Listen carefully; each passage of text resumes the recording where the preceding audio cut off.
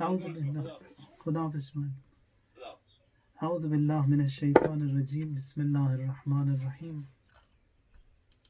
الحمد لله رب العالمين وصلى الله على سيدنا ونبينا أبي القاسم المصطفى محمد وعلى أهل بيته الأطيبين الأنجبين بهم نتولى ومن أعدائهم نتبرأ إلى الله. اللهم كن لوليك الحجة ابن الحسن صلواتك عليه وعلى آبائه في هذه الساعة وفي كل ساعة وليا وحافظا وقائدا وناصرا ودليلا وعينا حتى تسكنه أرضك طوعا وتمتعه فيها طويلا. اللهم صل على محمد وآل محمد. Dua that we have for today says اللهم ارزقني فيه الذهن والتنبيه وباعدني فيه من السفاهة والتمويه. That is, Allah, in this month grant me the wisdom and the awareness, and keep me away from foolishness and mistakes. وَاجْعَلْ لِي نَصِيبًا مِنْ كُلِّ خَيْرٍ تُنْزِلُ فِيهِ, and grant me a share in every blessing that you bestow. بِجُودِكَ يَا أَجْوَدَ الْأَجْوَدِينَ, by your generosity, O the most generous. Now it's a beautiful small dua. We ask so many things from Allah, that to keep away from foolishness and from making mistakes. And then we ask Him that He bestows upon us a lot and with all His generosity. And when we want to ask something from Allah, also we ask such that whatever is in His treasures be given to us. And the best way is what we see in that one ayah of Quran, which says رَبَّنَا آتِنَا فِي الدُّنْيَا حَسَنَةً وَفِي الْآخِرَةِ حَسَنَةً. That is, Allah, give me hasana, the good in this dunya, and give me hasana, the good in the akhirah. Now one of the other interpretations we have here, Imam Khomeini, he says that hasana, the good, that is what we ask Allah, is Fatima in this dunya, وَفِي الْآخِرَةِ حَسَنَةً, and hasana, that is Fatima in the hereafter. When you put these different du'as and ayat and their meanings and their understanding together, we come and we understand this saying of Imam as-Sadiq alayhi salatu wasalam, where he says that Man adraka Fatima faqad adraka laylat al-qadr, whosoever has perceived Fatima has indeed understood and perceived Laylatul Qadr. Today inshallah we'll talk a little bit about Surah Al-Ikhlas, which is Surah number 112 of the Holy Quran, which reads Bismillahir Rahmanir Rahim. قُلْ هُوَ اللَّهُ أَحَدٌ اللَّهُ الصَّمَدُ لَمْ يَلِدْ وَلَمْ يُولَدْ وَلَمْ يَكُنْ لَهُ كُفُوًا أَحَدٌ. Say, He, Allah, is one, Allah the Eternal. He begets not, nor is He begotten, and there is none like unto Him. Allah Tabaraka wa Ta'ala. Now the first ayah said, قُلْ هُوَ اللَّهُ أَحَدٌ. Say, He, Allah, is one. Why say He, Allah, is one? Now it's because it's all these people who came to the Prophet sallallahu alaihi wasallam, and there were all these repeated questions from different groups, from different people, from different tribes, and all of them asked the same question, saying that, asking the attributes and the identity of Allah, of the glorious God. And in reply, Allah says to the Prophet, قُلْ, say, Allah, قُلْ هُوَ اللَّهُ أَحَدٌ. He indeed is one. Now, the other question that rises over here is that they say, why does He say قُلْ هُوَ? Huwa in Arabic means He, and that is for a third person that you use.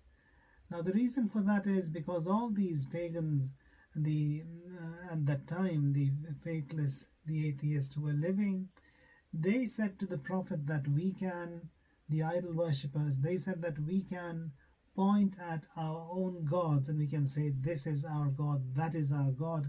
And all those idols that they had installed around the Kaaba, they said we can point and we want to see someone who we can point at. But now He comes up with an ayah and says, قُلْ هُوَ, That is, indeed, He, Allah, is one. And then further elaborates and says that Allahus Samad, He is the Eternal. Now, when you see the ayat of Quran, one of the ayat in Surah Fussilat, ayah number 41, and also the Surah number 41, ayah number 53, there says, سَنُرِيهِمْ آيَاتِنَا فِي الْآفَاقِ وَفِي أَنفُسِهِمْ حَتَّى يَتَبَيَّنَ لَهُمْ أَنَّهُ الْحَقُّ أَوَلَمْ يَكْفِ بِرَبِّكَ أَنَّهُ عَلَى كُلِّ شَيْءٍ شَهِيدٌ. Soon will we show them our signs. Allah says, we will show them our signs where? In the farmost regions of the earth, and in their own souls, until it becomes manifest to them that this is the truth, that Allahu Ahad, Qul Huwa Allahu Ahad. And everyone will come to that point that they will admit that He is the only one. Now, in one of the other riwayat that we have, in the Battle of Badr, and in the morning when the Muslims were to go and fight, there Amirul Mu'mineen says that I saw Prophet Khizr alayhi salam. Prophet Khizr is the prophet who is still living and among the longest living prophets of Allah wa ta'ala, and his age today is 6,500 years, and he is among the associates, among the companions, or among the immediate personalities who takes orders from Imam al-Asr alayhi salatu wassalam. Amir al-Mu'mineen says that on the night in the morning of which we were to fight in the Battle of Badr, I met Prophet Khizr, and there I asked him to teach me something that would help me defeat the enemies. Now, if you see this Dua Kumail also that we have, Dua Kumail is the Dua of Hazrat Khizr that Amirul Mu'mineen recites, and Kumail reports it from Amirul Mu'mineen. In reality, that is the Dua of Prophet Khizr alayhi salam. Prophet Khizr says, okay, you can use this recital and inshallah you will win over the enemies and you will defeat them. Says, what is that? Says, keep repeating, Ya huwa, Ya man la huwa illahu, Ya huwa, Ya man la huwa illahu. Ya huwa means, oh he, Ya man la huwa illahu. There is no one but he. And it's exactly the same thing that we see, Qul huwa Allahu Ahad. Now in the morning, Prophet Amir al-Mu'mineen alayhi salam comes and reports this dream to Prophet Rasulullah sallallahu alayhi wa sallam, and he says that this is what I saw Prophet Khizr teach me, tell me, inform me to win in the Battle of Badr. Keep reciting this dhikr. Now here he says that Rasulullah in reply says that this is the greatest name of Allah, and it is the sutoon or the column, the pillar of Tawheed and monotheism. Ammar Yasir, the companion of Rasulullah, he was in the Battle of Badr. He says that I saw Amirul Mu'mineen throughout this battle. He was repeating something, and I asked him, what is that? And I saw the same seerah of Amir al-Mu'mineen, that in the Battle of Siffin, he kept repeating the same recital. And there he says, this is what I have been repeating, as a result of which we gained that victory also. And that is Ya Huwa, Ya Man La Huwa Illahu. And it is the greatest name of Allah wa ta'ala, and it is the sutoon, the column, the pillar of Tawheed. Now that is regarding Qul Huwallahu Ahad, Allahu Samad. Now Imam Baqir alayhi salatu wasalam, he says regarding Ahad and Wahid that both have one concept, which is one and with nothing comparable or similar to it, and Tawheed is the confession to his oneness. And in Quran, Wahid and Ahad both refer to Allah wa ta'ala, and both of them in English it would be one. But if you want to know the exact meaning of Wahid and Ahad, it means one, meaning unique, with nothing in it. For example, you would say a cup of tea. Now, a cup of tea is one cup of tea, and in that one, you've got sugar, you've got milk, you've got water, and if it's a Kashmiri tea, you've got so many other things in it, but still you would call it one cup of tea. Here, ahad means unique, that every one component of that tea, that sugar on its own, water on its own, tea on its own, and all the other additives on its own, they are called ahad. And when you say قُلْ هُوَ اللَّهُ أَحَدٌ, Allah, He is one, unique, not a compound made with anyone or with anyone. No, He is ahad, all alone. قُلْ هُوَ اللَّهُ أَحَدٌ. And then says Allahu Samad. Allahu Samad means Allah the Eternal. Now in Samad, you've got the meaning of eternity, eternity towards the future, and eternity towards the past. That is, He has always been, and He will always remain. So you've got the past and the future, both of them embedded in this Samad. So when you say, for example, when you say you've got the two meanings over there, from ever and forever. From ever, it's eternity in the past. Forever is eternity in the future, towards the future, with no end in the future. Now when you say Allahu Samad, Allah, who is eternal, who has always been, and who will always be. So both the meanings are there, hidden in this Samad, that Allahu Samad. In another beautiful hadith we have from Imam Hussein, Abu Abdullah al-Hussein alayhi salam. Now this is again a very Mazloom interpretation. You could say that from Abu Abdullah al-Hussein we don't have that many ahadith. The total number of ahadith that we have from Sayyid al-Shuhada are not more than 200 ahadith, especially in those 10 years when 10 years after Imam Mujtaba alayhi salam, where he had no presentation whatsoever. He could have no public presentation. There, if you calculate in those 10 days, every year he spoke only 10 statements or 20 statements, and not more than that was he permitted and allowed.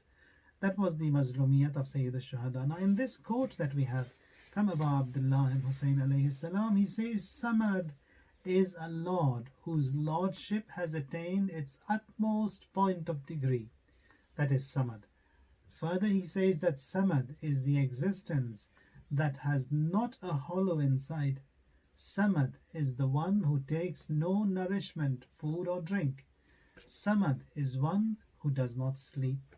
So when we see Allahu Samad, Allah the Eternal, and in another hadith here from Imam Zainul Abidin alayhi salatu wasalam, he says Samad is one who has no partner, someone, and it is not difficult for him to protect things, and nothing is hidden from him. So he is someone who doesn't have a partner. Doesn't have a partner means that he doesn't depend on anyone. And if you see the following ayah says Allahu Samad lam yalid wa lam yulad, that is, he does not beget, nor is he begotten, that is, he has no offspring himself, nor is he a child of anyone. So that is God. When you say Allahu Samad, he doesn't depend on anyone, on anything, on any mass, on any space, he doesn't have any weight, he doesn't have an existence where you can point at him like those Arabs of the Jahiliyyah, the pagans. They used to come and say that we want to see a God who we can point at. And then you have shown us and described us a God where you say that قُلْ هُوَ اللَّهُ أَحَدٌ, that He is one, He is the only one. He begets not, nor is He begotten. Lam yalid wa lam yulad. Now the Christians, they said Jesus is the Son of God. Jews, they said Uzair is the Son of God. We've got another ayah in Quran where the Arabs, the pagans, they used to say that the angels are the daughters of God. And then that's another false statement that they ascribed to God. So they said angels are the daughters of God. They said Uzair is the Son of God. They said Jews, the Christians said Jesus is the Son of God. So here says Allahu Samad lam yalid wa lam yulad, that is, he begets not, nor is he begotten. No one is his child, nor is he a child of someone, in easy language.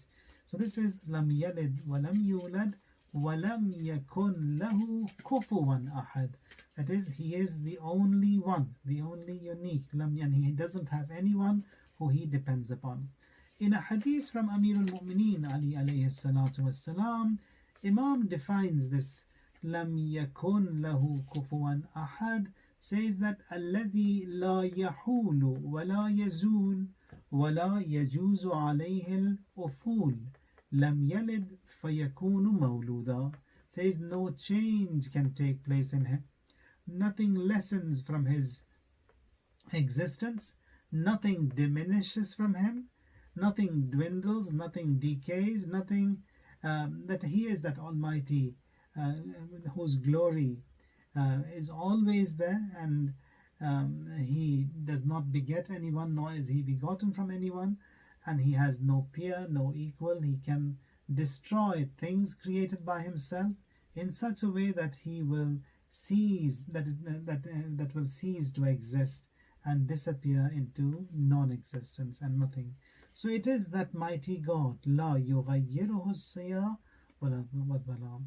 So Allah Tabaraka wa Ta'ala, He is that mighty Lord who is one, who brought everything into existence, who will take everything away from existence. Everything will cease to exist, all by His intention. And He is that mighty, when you say Allahu Samad, that His treasures also, they are eternal.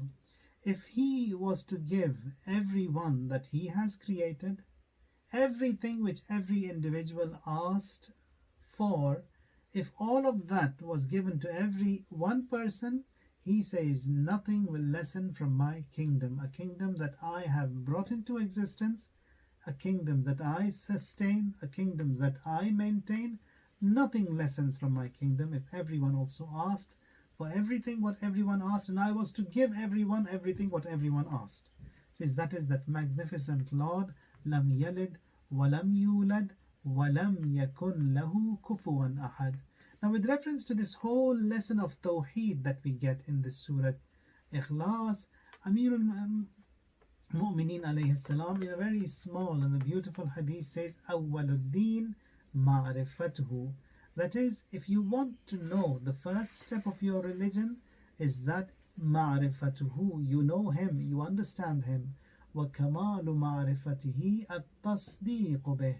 And then if you want to realize Him, and that perfect realizing of Him, at-tasdeeq bih, that is, you admit, and that is, you certify that what you have believed in, at-tasdeeq bih. Wa kamalu at-tasdeeq bihi tawheeduhu. And if you want to perfectly understand and then certify His existence, says that perfect tasdeeq and certification of yours is tawheeduhu, is the oneness of His. وَكَمَالُ تَوْحِيدِهِ الْإِخْلَاصُ لَهُ. And that perfect tawheed of His, al-ikhlasu lah, that you bear witness that He is the only one, He is that only wahid. وَكَمَالُ الْإِخْلَاصِ لَهُ نَفْيُ الصِّفَاتِ عَنْهَا. It's a beautiful hadith that Allah Tabarak wa Ta'ala has been described and defined by Amir al-Mu'mineen Ali alayhi salatu wassalam. So once again, Bismillah ar-Rahman ar-Rahim, Qul huwa Allahu ahad, and that is, say that Allah, He is one, Allahu Samad, Allah is eternal, Lam yalid wa lam yulad, He begets not, nor is He begotten, وَلَمْ يَكُنْ لَهُ كُفُوًا أَحَدٌ, and there is none like unto Him. وَسُبْحَانَ رَبِّكَ رَبِّ الْعِزَّةِ عَمَّا يَصِفُونَ وَسَلَامٌ عَلَى الْمُرْسَلِينَ وَالْحَمْدُ لِلَّهِ رَبِّ الْعَالَمِينَ.